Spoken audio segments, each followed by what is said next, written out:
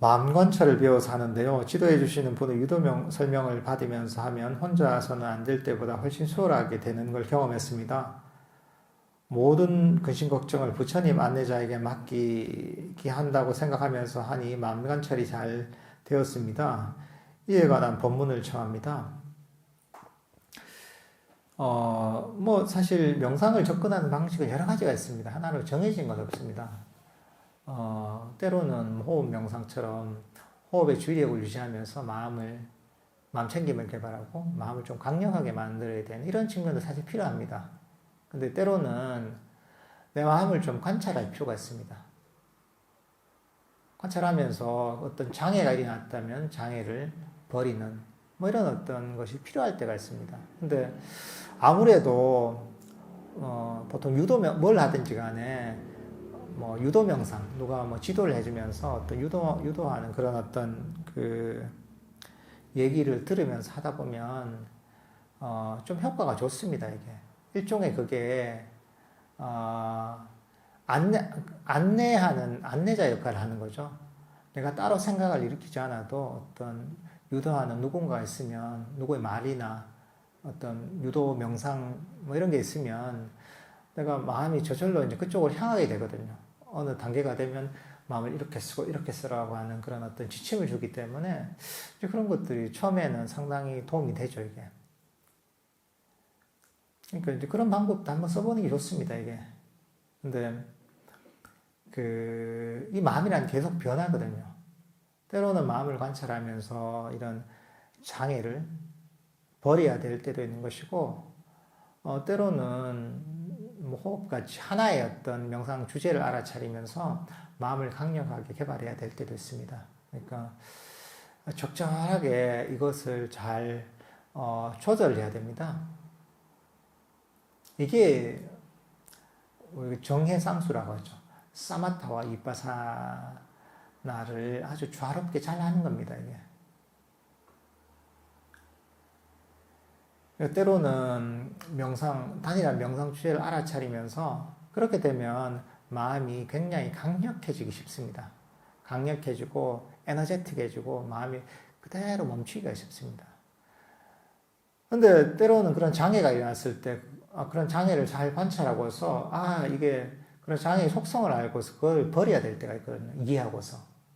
이게 어떻게 보면 윗바사나의 측면이고 지혜의 측면인데 또 그렇게 해야 될 때가 있습니다. 근데 너무 그것만 하다 보면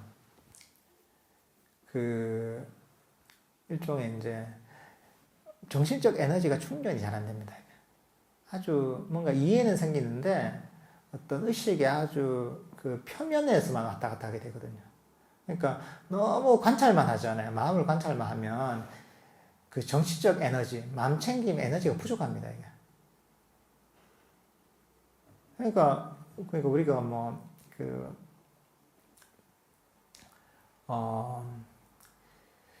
이 우리가 돋보기를 가지고 불을 익히려면 초점이 맞아져야 되잖아요. 초점이 맞아서 초점이 맞은 그런 어떤 맞으면 거기서 열기가 일어나죠. 열기라는 그걸 계속 유지하다 보면 불이 확 일어나잖아요. 종이에 딱 붙이면. 그것처럼, 그런 어떤 집중된 에너지가 있어야지 불이 붙습니다. 근데 그게 아니라 그 초점이 좀 안 맞춰져 있잖아요. 그러다 보면 이게 뭔가 빛은 붙이는데 초점이 안 맞춰져 있으면 그럼 불이 붙지가 않거든요. 마찬가지로 너무 그냥 계속 이런저런 대상들 마음 관찰한다면 계속 이것만 관찰하다 보면 약간의 어떤 스트레스 또는 뭔가 찾고 있던 이런 것들은 나아지는데 더 깊이까지 뭔가 내 마음을 개발할 만한 에너지가 부족합니다, 이게. 그러니까 일종의 비유를 하자면 폭발이 강력하려면 화약이 많아야 되잖아요.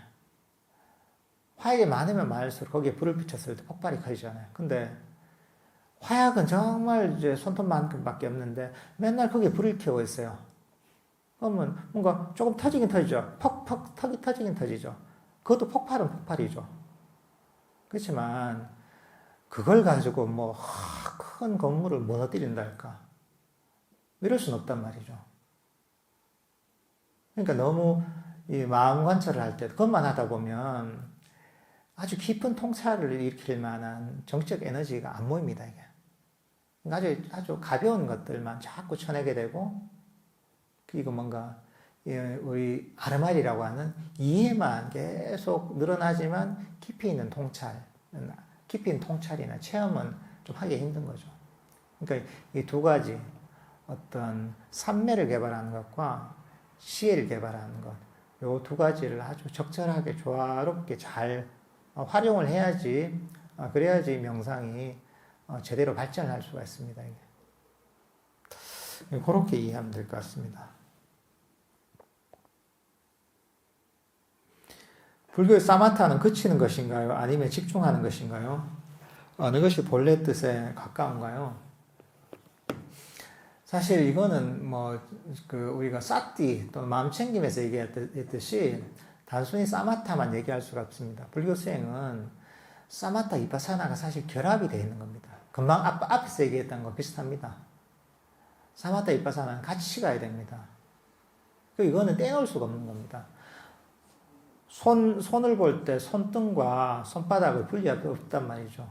마찬가지로 사마타 이파사나는 사실 결합이 되는 겁니다. 사마타의 측면은 뭐냐면 결합이 되어 있죠. 사마타의 측면은 명상 주제를 알아차려서 탐진치를 가라앉히 이런 측면입니다.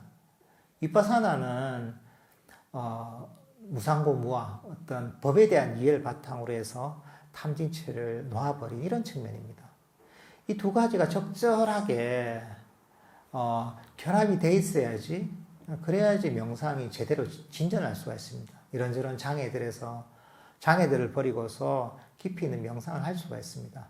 그러니까 사마타 이파사나는 두 가지가 잘 조화롭게 있어야 되고, 그리고 우리가 결국 뭐냐면 사마타 이파사나는 놔버림의 길로 이끄는 것입니다. 단순한 집중이 아니라 탐진치를 놔버리면 어떻게 되냐면 마음이 고요하게 이 자리에 멈추게 됩니다. 왜냐하면 더 이상 내가 잡지 않기 때문에, 잡았으니 내가 뭔가 잡기 때문에 잡았던 대상이 여기저기로 움직인단 말이죠. 탐진치가 막 여기저기로 나를 막 끌고 다닌단 말이죠. 근데 이걸 놔버리잖아요. 놔버리기 때문에 나는 탐진치에 끌려다니지 않고 이 자리에 멈추게 되는 거죠.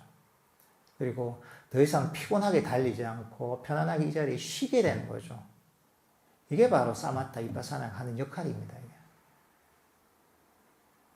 궁극적으로는 이생저생 이런 어떤 삶과 저런 삶을 끊임없이 옮겨가면서 윤회하던 이런 어떤 방랑을 멈추게 되는 거죠. 이게.